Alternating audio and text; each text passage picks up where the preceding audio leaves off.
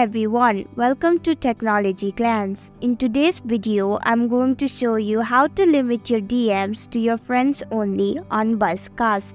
Make sure to watch the whole video to learn how. Let's begin.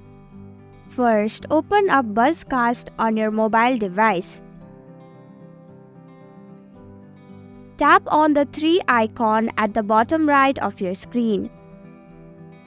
Tap on the settings icon at the top right of your screen. Click on Privacy Settings. Go ahead and tap on Who can send me a message.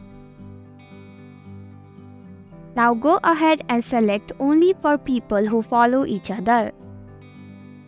Now tap on Confirm. Now only your friends can message you on BuzzCast. And that's it. I hope you found this video helpful. If you did, please click the thumbs up button. If you have any questions or thoughts, type them in the comments below. And don't forget to subscribe to our channel for more updates. Click the bell icon too so you'll know when we post a new video. We'll be back with another video soon. Thanks for watching.